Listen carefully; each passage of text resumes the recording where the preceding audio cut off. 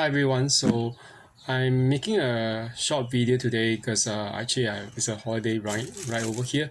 So for those who are not aware, in some countries here in Southeast Asia, there's this particular day. I don't really know how to pronounce it in Arabic, but it's a day to commemorate the day of festivities for those who are Muslims and who actually undertake a pilgrimage to the Mecca, okay, which is their holy city for their Hajj, which is a pilgrimage. So it's a 1 day holiday on today, which is 29th of June. So I wanted to actually make a quick video, okay, about certain things pertaining to narcissistic behavior and narcissistic abuse, and how we can be a bit more astute to recognize certain things about narcissistic behavior. Okay, one of the few things that actually prompted me to make this video is actually this online meme on one of the Instagram Instagram websites, or the handle, where someone just said before oh no someone just wrote, before your partner starts cheating, cheat first. Okay, I don't recommend doing that. Okay, that is a really wrong-headed way of behaving in relationships, even if you are not married. But what can we get from this? Okay, the question that I'm actually dealing with this thing is the question or issue is with the issue of the monkey branching narcissist. Okay, what do we mean by monkey branching? Okay, if you know how a monkey behaves, monkeys normally swing from one branch of one tree to another branch. So that's called monkey branching in the zoological sense. But monkey branching in relationships is where someone actually, while he or she is actually attached to someone else in a relationship, he or she actually communicates with other people, keeps other people around as potential targets, or even possibly potential new supply even before that current relationship that they're having ends.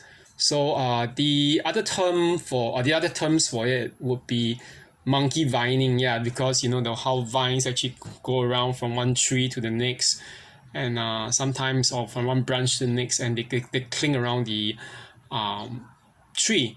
And sometimes monkeys don't just hang around the branches, they hang around also around vines, because vines are actually way less secure compared to branches. But even then, yeah, they denote the very temporal nature of all these relationships, whether it means the current one or the potential new ones.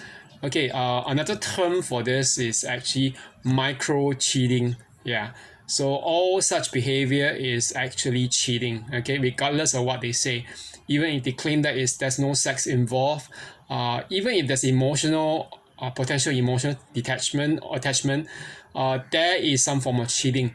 And I think that for most of us who have been with a narcissist before, or whether it's befriending the person, or even in a romantic relationship with the person, we would have had that experience. That person would have kept us as a potential new partner, love interest, or friend, even while they are actually predominantly in contact with someone else. So we become in very derogatory terms, we become the spare tire, just like a backup, just in case their relationship fails. But we know, in all logical honesty, the fact that they are having us as the backup basically indicates that they are aware that their their current relationship is going to fail. That's why they are having us as the backup.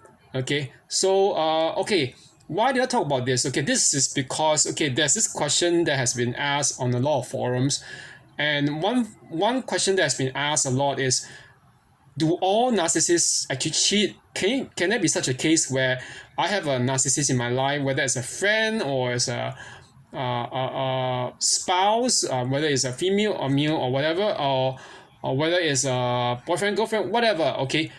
Can I have a so-called narcissist in my life where the other person is faithful to me as a partner, and then he or she will actually end up maybe just being mean to me, and then maybe I can just put up with it, and you know, there's a kind of implication that they won't get cheated on, and maybe it's less damage done.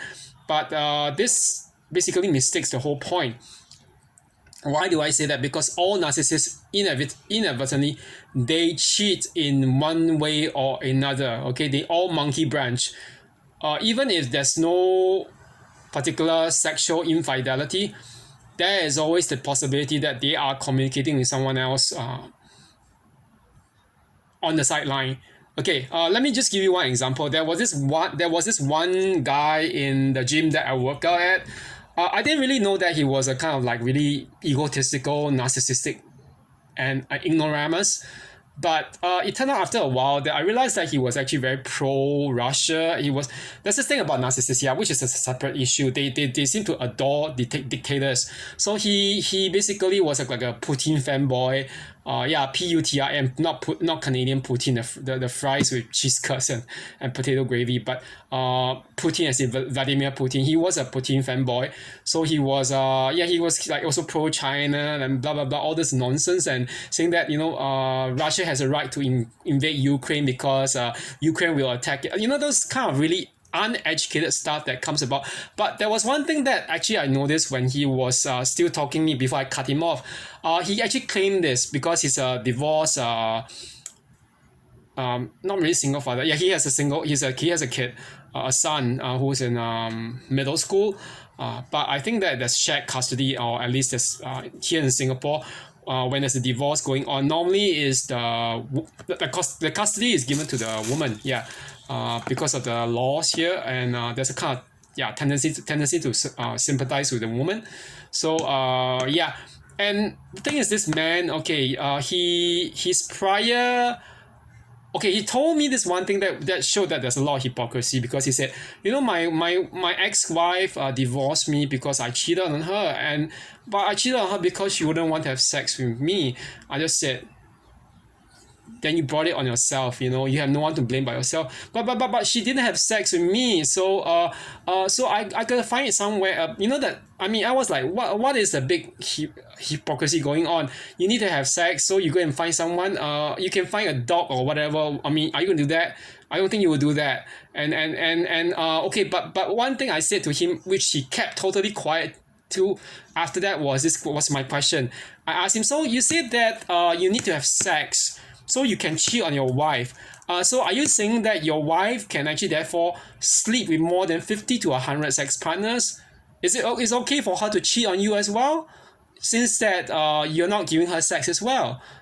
Are you saying that? He kept really quiet. So you know, the whole thing is all this thing about sexual hypocrisy and whatever emotional hypocrisy with narcissists or narcissistic people, it's the same. Okay, it doesn't matter. It's like, you know, universally, it's a difference not in nature. It's a difference in degree of how far they will go to cheat. So, you know, the thing is, I realized that how horrible he was a person. Not just about the, you know, pro-protein thing, but even pro-dictatorship thing. But he was, you know, he claimed to one other uncle in the gym. This uncle told me, just don't tell anyone in the gym about this. But you know, this guy, he showed me a picture of a girl. You know, his ex-girlfriend. The one after his you know, currently she cheated on him, cheating him of his money. But now he's with a new girl, you know. But that new girl from China, okay, you know that now that she's back in China and she's not in Singapore anymore, you know, he showed me a recent photo of a new girl, and he actually asked that the uncle asked him, but aren't you attached to a girl? Why are you, you know, talking to another girl? Oh, and you know that guy, that narcissist, that egotistical guy was saying, you never know if you need another option just in case the other person fails. I will be predict very clearly.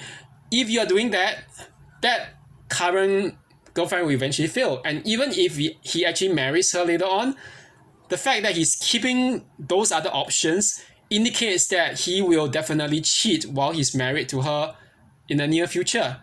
Okay, so this is something I don't think anyone wants that. All monkey branching, all cheating narcissists do that. Okay, they keep many other potential partners. I dare you all to try to find out what they're doing, because trust me, if they're doing things like, okay, there's one particular narcissist was like saying as a so-called friend, looking at my phone and say, wow, your phone is so low security. Why do you put it such that it's just some particular you can just press and then the screen opens again and anyone can use it. Why don't you set it to some high security setting using some swiping pattern or some number coding, some password? I was like, wait. Why are you teaching me how to set my phone? I mean, I don't have anything that is so shameful and so secretive on my phone to hide. So if someone uses it, I mean, sure, otherwise I will just cancel that phone line, and I mean, it's not even like a major cause for concern. But why are you doing that thing about suggesting that I set my phone? So the thing about that particular narcissist, the ex-narcissist in my life, whom thankfully was not really very, I mean, I wasn't very close to, because we barely talked for a few months as so-called friends, but it just makes me realize, they are always telling on themselves. And trust me, that particular person, okay, let's just say that particular egotistical guy who was cheating on his girlfriend, and telling other people in the gym about it, other men, thinking that we endorse him. That's dumb, because some men actually brag about their so-called conquest and what they do. And you're dusted crusty, you're 51 years old, and you have like a big fat hanging tummy, and you're fat. You spend 4-5 hours in the gym, and you are still fat, okay, every time you go there. And I mean, I don't care if you say that I'm mean because I'm fattest or I discriminate, but you are fat, okay? Maybe you were better looking when you were younger, but the fact is you were divorced and you're doing all this stuff to your wife. You did this stuff to your ex-wife, and you are actually also doing it to your current girlfriend just because you're having a long distance relationship. Trust me, more will come, okay? So I mean, for those who are, I mean, the female audience or even the male audience, I don't know what kind of experience you have had with narcissists, but or even their monkey branching behavior. But this is so funny, but it seems to be a very common thing with them.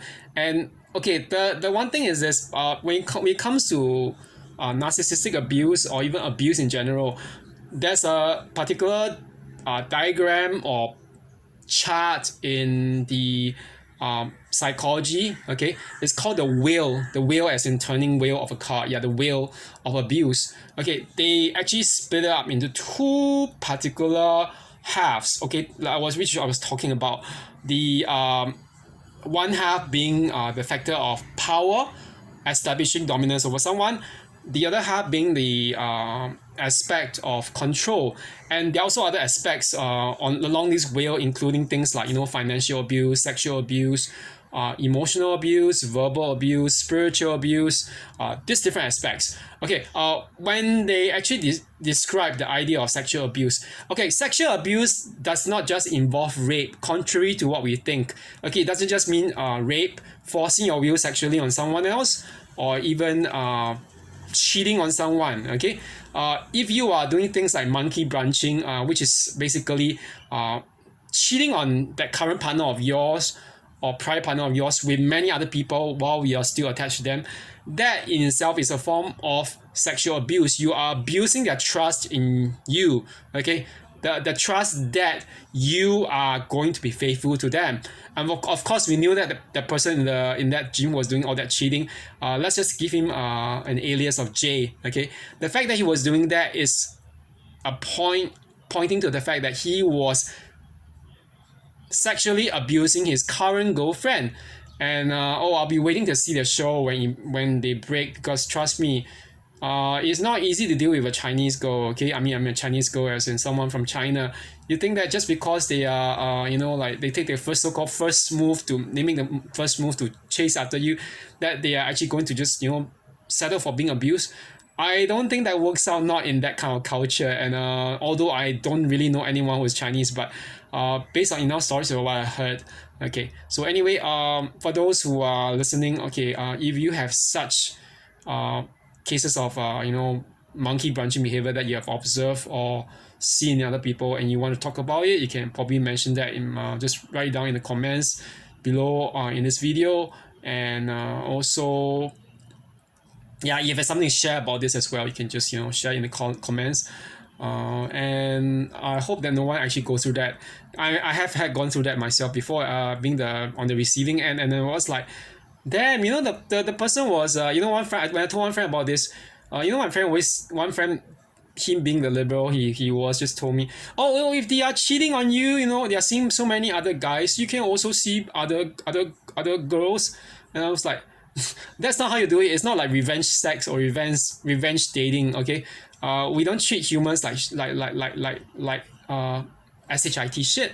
Okay, humans are not things, so we don't just cheat and see many other people just to get even.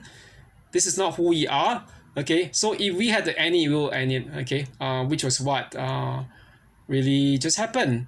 Okay, and okay, so that's it for now. Have a good one, everyone. Okay, thanks very much. Bye bye.